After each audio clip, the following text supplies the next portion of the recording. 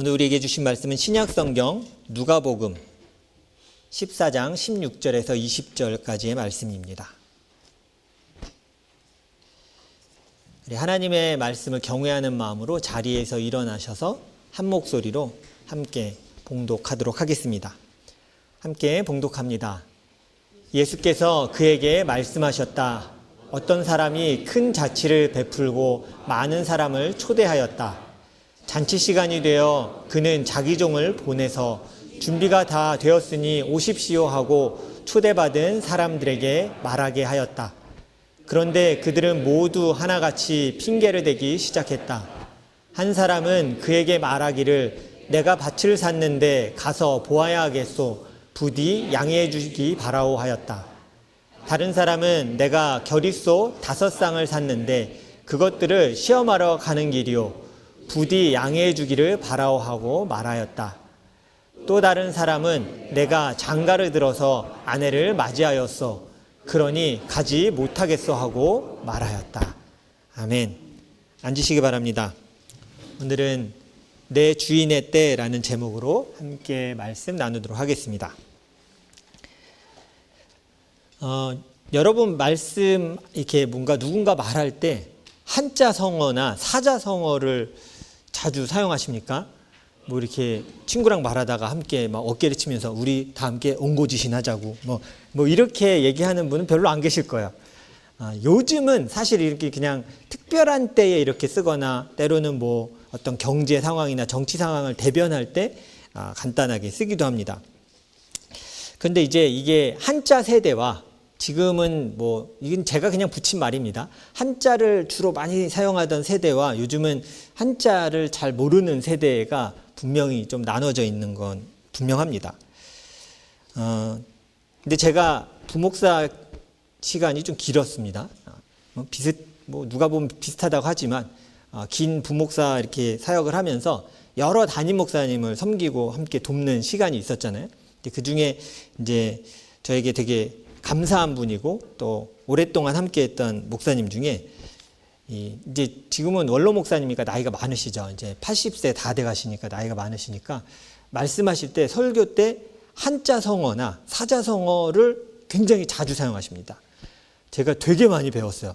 처음 들은 단어들은 한자를 제가 직접 찾아봤거든요. 그래서 이런 단어를 쓰는구나. 왜냐하면 이제 논어에 말하기를 그러면서 이제 논어 하시는데 그럼 우리 자신 없잖아요. 그죠? 저런 게 논어에 있구나. 맹자에 뭐가 있고 뭐 이런 얘기를 되게 자주 하세요. 그래서 저는 제가 고백하기에 저는 한자 세대와 한글을 주로 쓰는 세대 사이에 좀 껴있는 낀 세대라고 생각합니다. 왜냐하면 어릴 때는 성경책을 제가 가진 성경책은 무슨 성경책이었냐면 그 있잖아요. 부모님들이 쓰다가 잘 안 쓰면 주잖아요. 저한테. 그래서 네 그러고 받았는데 무슨 성경책이었냐면 1절, 2절은 한자로 써 있어요. 그리고 세로로 써 있어요. 그리고 각 단어들은 가끔 중요한 단어 뭘로 써 있어요? 한자로. 그러면 이게 뭐 어떻게 읽으라고 줬는지 왜 그걸 저한테 줬는지 모르겠어요. 그래서 되게 힘들었던 기억이 있습니다. 근데 한자를 완벽하지 않은데 또 쓰기는 써요. 신문도 그 당시에는 한글로 아예 안 쓰고 그냥 한자로만 단어 쓴 게 굉장히 많았습니다. 그래서 한자를 모르면 신문을 읽기가 쉽지 않았던 때였어요. 근데 이제 어쨌든 제가 한자 세대와 한글 세대에 껴있는 세대이긴 하지만 두 가지 다 경험한 축복도 있습니다. 다 익숙해요. 목사님이 해주신 여러 가지 뭐 사자성어, 한자성어를 배워가면서 그때는 다 이해되지 않았지만 시간이 지나면서 이 말씀이 그 말씀이겠구나. 이런 교훈이구나. 이렇게 나중에 깨달았던 것들이 여러 가지 있습니다. 그 중에 속담 하나가 있습니다. 오래된 속담인데 많은 분들이 아실 거예요. 근데 젊은 세대들은 좀 모를 겁니다. 이 속담 들어본 적도 없을 거예요. 이런 속담이 있어요. 정승집 개가 죽으면 문상 가도 정승이 죽으면 가지 않는다. 처음 들어보신 분도 계실 거예요. 이게 무슨 소리냐면 정승은 조선시대 이 하이스트 이 오피서예요. 왕 바로 밑에 있는. 지금으로 말하면 총리예요. 총리. 그러니까 프라임 미니스터. 지금 말하면 전에 말했던 우리 물러났지만 트루도 이런 정도의 급의 사람인 거예요. 나라에서 총리 정도 되는 사람이 개가 죽으면 사람들이 퓨너럴에 간대요. 아이고 어떡해요. 그 사랑하는 개가 죽었네. 그러고 막 사람들이 온 사람이 막 다 몰려와서 위로해요. 근데 정작 그 총리가 죽었어요. 정승이 죽으면 사람들이 아무도 안 온다는 거예요. 왜 그럴까요? 아마 어른들은 이게 무슨 소리인지 한 번에 이해하셨을 거예요. 사람들이 사회적으로 성공하고 뭔가 도움을 줄 수 있는 사람이잖아요. 나라에서 최고 높은 사람이니까 그 사람 개 죽었을 때는 위로하면서 뭐라도 얻어내야 되니까 장례식에 다 가는 거예요. 근데 정작 그 사람이 죽었어요. 이제 얻을 게 없잖아요. 그 사람한테. 그러니까 아무도 안 찾는 거야. 이게 사회의 씁쓸한 단면을 얘기해 주는 거야. 내가 얻을 게 있으면 막 몰려들지만 사실 그게 거짓일 수도 있는 거야. 그래서 때로는 여러분 냉정하지만 우리가 모두를 사랑하지만 마음에 품고는 살아야 됩니다. 내 앞에서 활짝 웃으면서 모든 걸 다 하는 사람이 감과 쓸개를 다 내줄 것 같지만 아닐 수도 있음도 우리 알아야 돼요. 그럼에도 불구하고 우린 뭐 해야 되죠? 사랑해야 되는 거야. 이게 쉽지 않은 일이야. 그래, 이게 보이는 게 다는 아니겠지만 그래도 그래, 내가 사랑할게 라는 마음으로 사랑하는 거죠. 사실 자신에게 도움이 된다고 판단이 되지 않으면, 그리고 나에게 가치가 있다라고 여겨지지 않는다면 사람들은 움직이지 않습니다.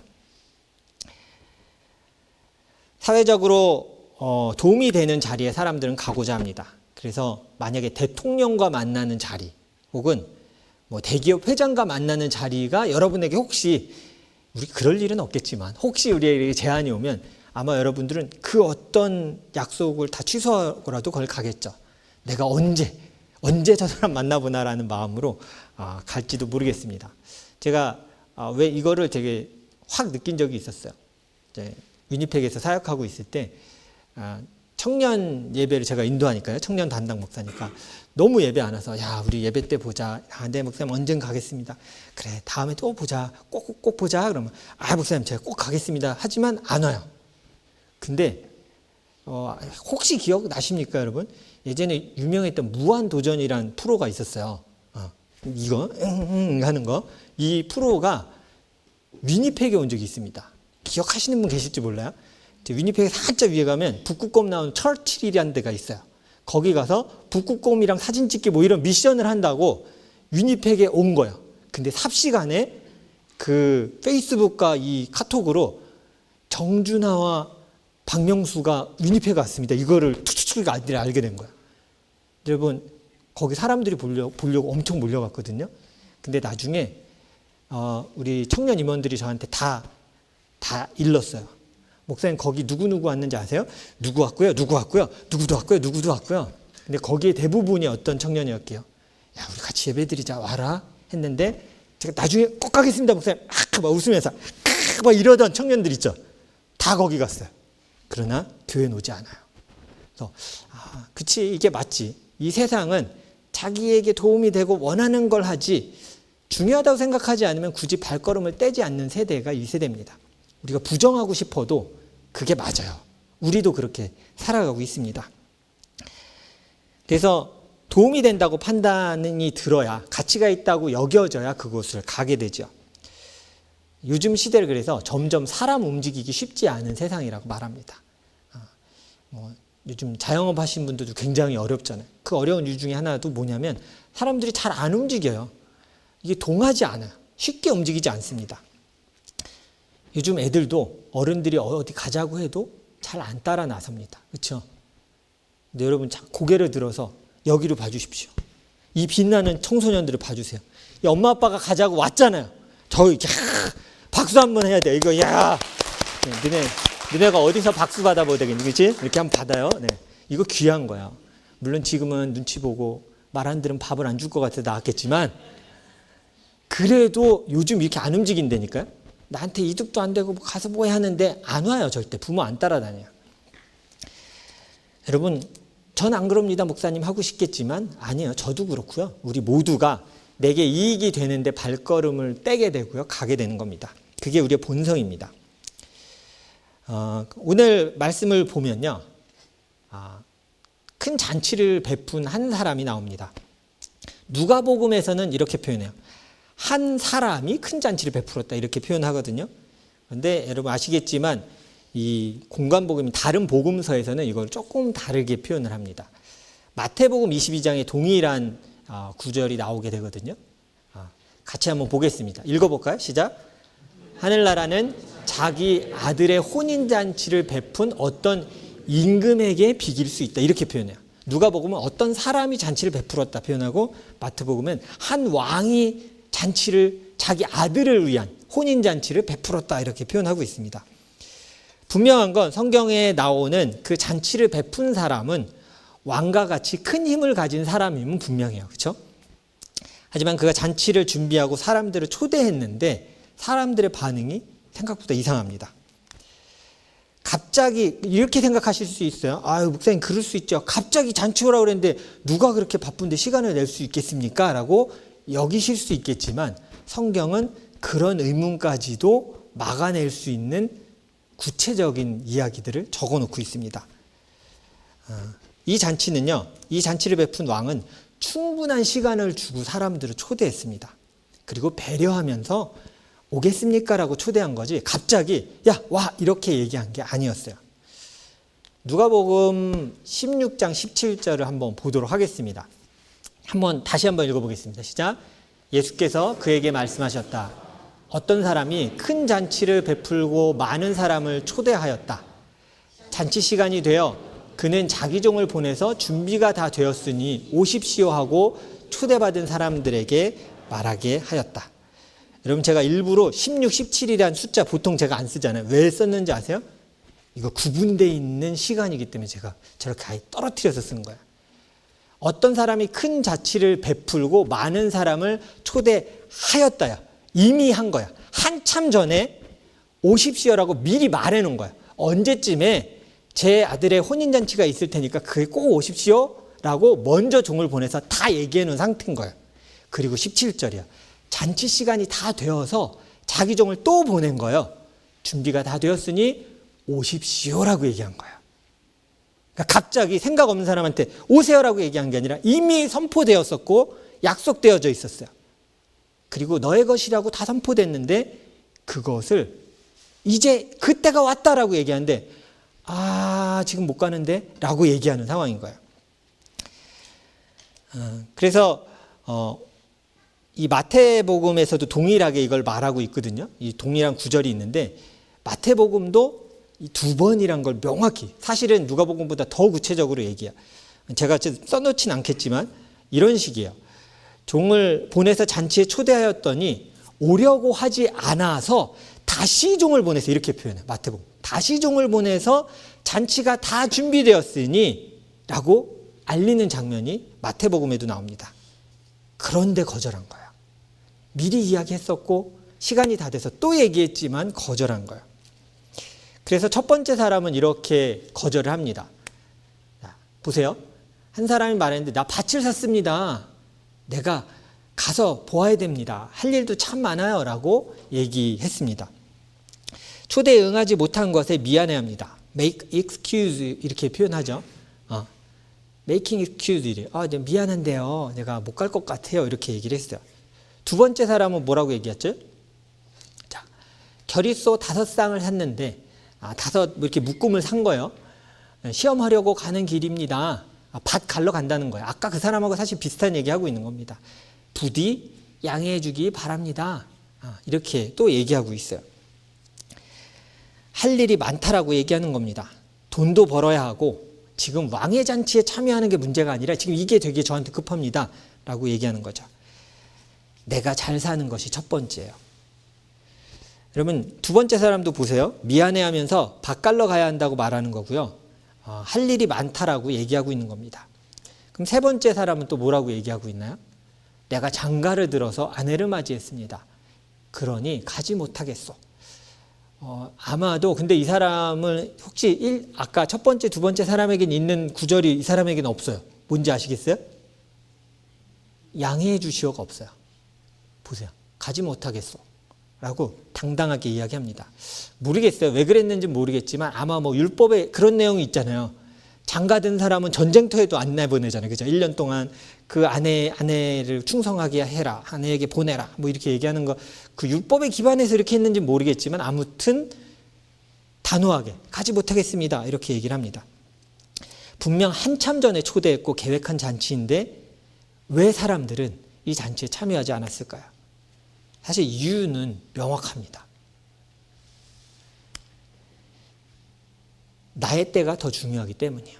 하나님의 때보다는 내가 생각하기엔 지금 내 때예요. 내가 해야 되는데요. 지금 일 되게 급해요. 나의 때가 곧 중요한 시간입니다. 당신의 시간은 그렇게 중요한 게 아니에요.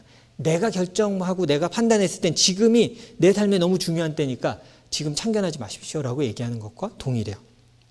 여러분, 우리도 삶을 살아가면서 수많은 선택을 하게 됩니다. 어디에 참여하기도 하고 어디에 가기도 하죠.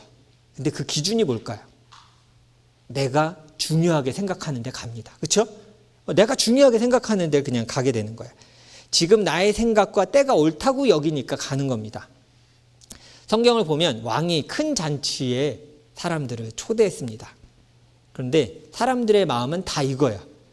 지금은 잔치에 참여할 때가 아니야. 지금 내 앞에 내 코가 석자야. 해야 될 일이 많고 내가 지금 당장 해결해야 될 일이 많으니 그 잔치는 나중에 생각할게요 라고 얘기하는 거예요. 이걸 조금 구체적으로 표현하면 이겁니다. 왕의 시간은 별로 중요한 게 아니에요. 내 시간이 중요한 거예요. 당신은 지금이라고 말하지만 아닙니다. 내 시간은 지금 그거 아니에요. 지금 이거예요, 이거. 나한테 그 잔치가 중요하다고 말하지 마십시오. 내가 중요한 건 지금 이겁니다. 내 앞에 나를 살고 먹게 하는 이 일, 나를 온통 사로잡은 이 일이 나에게 가장 중요합니다. 그 잔치보다도. 지금 이 얘기를 하고 있는 겁니다. 왕을 왕으로 여기지 않은 거예요. 이 당시에도 어떤 문화가 있냐면 이 초대를 받았는데 거절하는 건 그냥 시간이 안 돼서가 아니에요. 지금은 그런 이게 제가 선약이 있어서요. 지금은 이게 약간 모두가 동등한 사회니까 이해가 되죠. 그 당시에는 오십시오 했는데 못 갑니다는 무슨 의미냐면 초대한 자를 무시하는 의미예요. 그러니까 나보다 밑에 혹은 가치가 없다라고 여길 때에 초대했을 때 괜찮습니다. 못 갑니다. 라고 얘기하는 거예요. 그러니까 지금 이 사람들의 이 태도는 나를 초대한 왕을 우습게 여기는 거야. 그렇게 나한테 중요한 분이 아닌데 뭘 잔치하라고 그래. 거기 가도 먹을 것도 없고 내가 얻을 것도 없는데 그 정도는 나도 있어요. 여러분, 가끔 우리가 어디 어려운 자리 가서 먹으면서 그런 얘기 하잖아요. 집에서 먹으면 더 편한데 여기 가서 되게 불편하다. 이런 거 먹을 거면 내가 집에서 편하게 탁 잠옷 입고 내 앞에 탁 늘어놓고 넷플릭스 보면서 먹으면 탁 좋을 텐데 이런 얘기 많이 하잖아요. 이게 딱 그런 마음인 거예요. 별로 그렇게까지 중요하지 않은데 거기 가도 얻을 게 별로 없는데 내가 왜 그렇게 해야 합니까? 라고 여기는 거예요. 처음에 제가 속담에서 말한 것처럼 자신에게 도움이 되지 않는 사람이라고 여긴다면 그 초대에 응하지 않습니다. 나를 실제로 도와줄 사람이라고 여기지 않으면 우리도 이 시대를 살아가는 우리도 마찬가지예요. 초대에 응하지 않아요. 괜찮습니다. 내 생각엔요, 그거 별로 중요한 게 아니라 지금 내일이 더 중요하고 나의 때가 더 중요합니다. 온통 여기에 사로잡혀 있는 거예요. 그럼 이 세 명의 태도의 공통점이 이거예요. 초대를 했는데 그 사람들을 사로잡은 건 뭐였어요? 나 밭을 샀어. 지금 이걸 어떻게 투자한 걸 어떻게 해야 될까에 완전 사로잡혔어요. 내가 적은 돈 아니잖아요. 밭을 사고 소를 샀잖아요, 여러분. 그거 다 전 재산 다 쏟은 거예요. 그렇게 투자했는데 지금 여기에 내가 지금 해야 됩니다. 잔치는 나한테 중요한 게 아닙니다. 왕의 잔치? 나 지금 이거 해야 돼요. 난 지금 장가 들었어요. 난 해야 될 게 많아요. 내 마음과 정서적인 것에 가장 중요한 건 지금 이겁니다. 그러니까 우리가 이 땅을 살아갈 때 중요하다라고 여기는 걸 다 찝고 있는 거예요. 우리의 물질, 삶의 중요도, 내 감정, 육체 모든 것을 다 포함하고 있는 얘기예요. 오늘 성경은 그래서 우리에게 이렇게 얘기하는 겁니다. 하나님의 잔치에 오늘 참여하라고 얘기하는 거예요. 지금이 그 시간이다라고 얘기해요. 많이 여러분들 아시겠지만 이 예수님이 지금 활동하시던 이 시대, 그리스 로마 시대라고 얘기합니다. 로마의 식민지였던 걸 알고 계시죠? 보통 크게 헬라 시대 이렇게 얘기하는데 헬라 시대의 시간의 개념을 크게 두 가지로 보통 말합니다. 아시는 분 많이 계실 거예요. 보통 시간을 두 개의 단어를 씁니다. 크로노스, 카이로스라는 단어를 다 쓰는데 어떨 때는 이게 동의어로도 쓰여요. 그냥 어떤 시간이 여기부터 여기까지 시간의 큰 양을 말할 때 두 개 다 쓸 수 있어요. 근데 특별히 카이로스라는 단어를 쓸 때는 어떤 의미가 있냐면 그저 흘러가는 시간이 아닌 하나님이 일하고 하나님이 원하는 어떤 때를 말할 때, 그렇다고 이렇게 순간을 말하는 건 아니고 어떨 땐 카이로스가 되게 긴 시간이에요. 그러니까 만약에 하나님의 시간, 광야의 40년이면 그게 카이로스의 시간인 거예요. 하나님이 계획한 어떤 시간, 의미 있는 시간. 이 두 가지의 시간의 개념이 있습니다. 그러니까 이것의 싸움이었던 거예요, 오늘. 왕은 얘기했어요. 지금이 나의 때이다. 잔치에 참여하거라. 그런데 이 부름받은 사람들은 계속 뭐라고 얘기한 거예요? 아니에요. 지금 그냥 흘러가는 시간이에요. 그렇게 말하지 마세요. 중요한 시간 아니에요. 그냥 나 버텨야 되고요. 그냥 보내야 되는 시간이에요. 중요하지 않아요. 당신의 잔치는 나한테 지금 그렇게 중요한 것이 아닙니다. 하나님은 지금 이때라고 말하는데 아니요. 나중에 언제든지 할 수 있습니다. 언제든지 제가 가고 싶을 때 갈게요. 근데 오늘 성경은 얘기해요. 그 잔치는 사람이 차고 문이 닫힐 것이다. 마태복음은 제가 일부러 여기 안 썼거든요. 되게 무서워요. 군대를 몰고 나가서 그 자들을 다 찾아 죽여라 해요. 마태복음은 그렇게 써놨어요. 이 잔치에 응하지 않는 자들, 초대받았지만 응하지 않는 자들은 심판이 있을 것이라고 얘기하는 거예요. 여러분, 오늘 이 성경에 나오는 잔치는요, 우리가 이 잔치는 하나님의 나라다 이렇게 많이 배웠어요. 틀린 말이 아니에요. 맞아요. 하나님의 나라에 참여하는 것, 잔치 맞아요. 근데 우리가 오해하는 건 뭐냐면 오늘 이 잔치가 하나님 나라를 전체적으로 나타내는 거라고 생각하는 거예요. 아니에요. 오늘 이 잔치는 하나님 나라가 너무 큰데 우리가 그걸 다 알 수 없잖아요. 따라해 보세요. 맛배기요. 이 잔치. 하나님 나라가 얼마나 큰지 아니? 그럼 잔치 한번 와봐. 그럼 네가 내가 준비한 선물이 얼마나 큰지 잔치에 오면 알게 될 거다. 예요. 지금 그 의미의 잔치예요. 전체를 보여주는 게 아니에요. 그러니까 사람들이 뭐라고 그랬냐면 그까지 잔치는 뭐 내가 만들 수 있겠는데?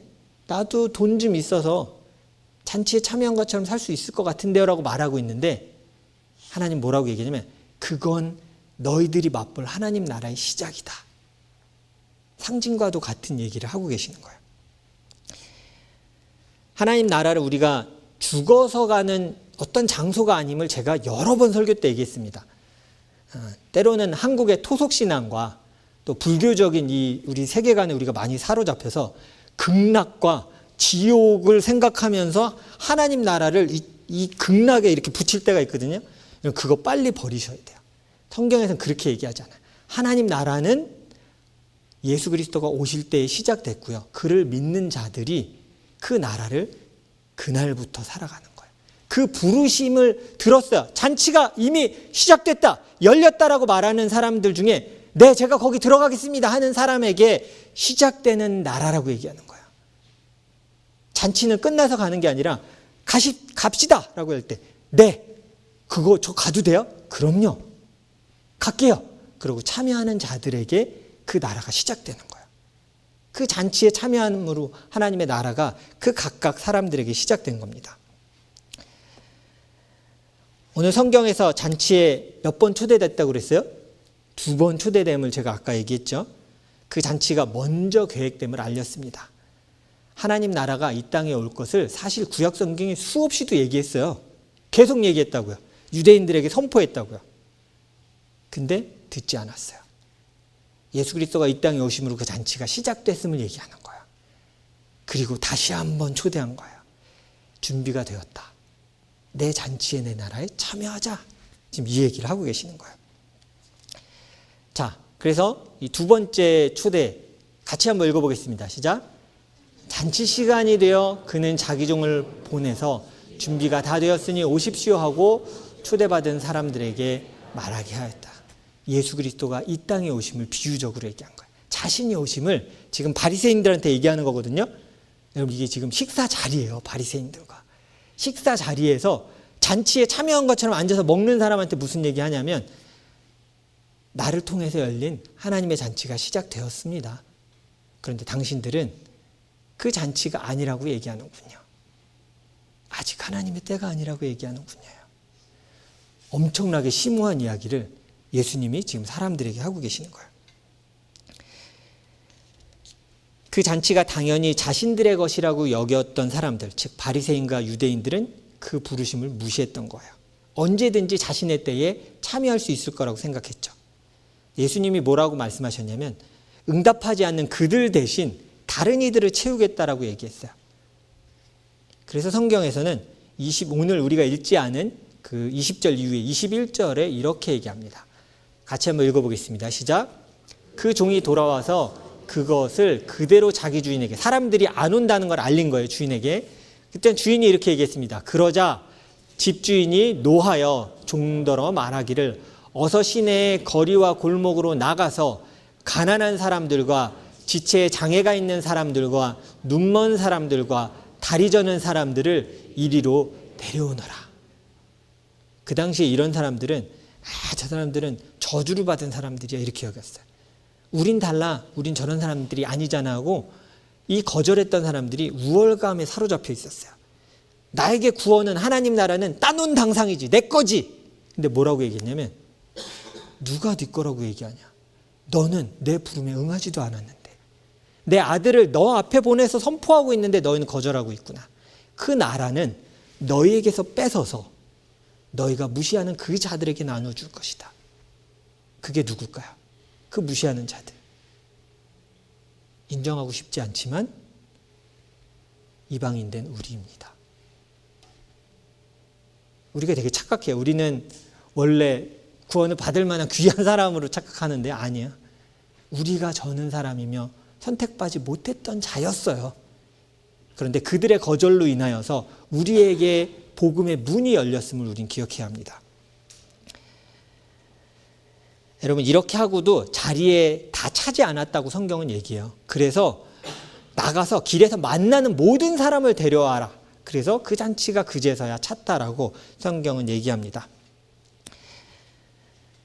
원래 초대될 대상이 아니었지만 은혜로 우리가 부르심을 받았습니다. 그렇다면 예수님의 복음이 선포된 이 시간은, 오늘 예배드리고 있는 이 시간은 하나님의 초대의 때임을 고백해야 합니다. 여러분, 우리 모두에게 예수 그리스도가 초대하고 계시는 거예요. 나의 혼인잔치에 함께 참여하자. 예수님 믿는다는 게 그 의미입니다. 그 잔치에, 당신이 초대한 그 잔치에 내가 들어가겠습니다. 아멘. 그게 예수를 믿는 거야. 그 나라가 믿으면서 함께 시작이 되는 겁니다. 그럼 잔치에 참여한다는 건 뭘까요? 전 여기서 되게 고민했었어요. 이걸 어떻게 풀어줘야 할까? 그냥 죽으면 천국 갑니다. 그 소망을 품고 살아가세요 이래야 돼요? 아니요, 여러분. 잔치에 참여한다는 건 현실이에요. 오늘 우리가 이 땅을 살아가면서 예수님을 믿었잖아요. 우리에게 하나님 나라가 시작됐어요. 그럼 잔치에 참여하는 삶은 뭐냐면 내 삶에서 주님과 동행하는 거예요. 오늘 내가 잔치에 속한 사람이구나. 내게 엄청난 축복이 있구나. 제가 아까 잔치는 뭐라고 그랬어요? 세 글자로 하나님 나라를 보여주는 뭐? 맛배기. 내가 오늘 맛보기로 오늘을 살아가면서 하나님의 나라를 경험하며 살아가고 있구나를 우리가 오늘 누리지 못한다면 나중에 하나님 나라가 있을까요? 이거 잘 아셔야 돼요. 오늘 우리가 사는 이 땅에서 하나님 나라가 내게 시작됐다라고 고백을 못하고 하나도 못 누려요. 내 삶은 힘들어요. 그것만 보여. 밭을 갈아야 됩니다. 결혼했어요. 할 일이 많습니다. 혼수를 준비해야겠어요. 같이 살 집을 준비해야겠습니다. 난 땅을 샀어요. 소를 샀어요. 할 일이 태산만큼 많습니다. 목사님 무슨 마음 편한 소리 하고 계세요. 내 삶을 사로잡은 일은 다른 데 있습니다요. 근데 우리에게 무엇이 주어졌다고요? 초대가? 내 나라에 참여하라. 네가 이 땅에 살아가지만 내 나라에 초대됐음을 인정하고 내 나라 잔치에 참여해라요. 여러분, 요즘 살아가면서 하나님 나라에 대해서 생각하면서 살아가십니까? 삶에서 내가 하나님 자녀 되었음을 기뻐하면서 누리면서 살아가고 계십니까? 잔치입니까?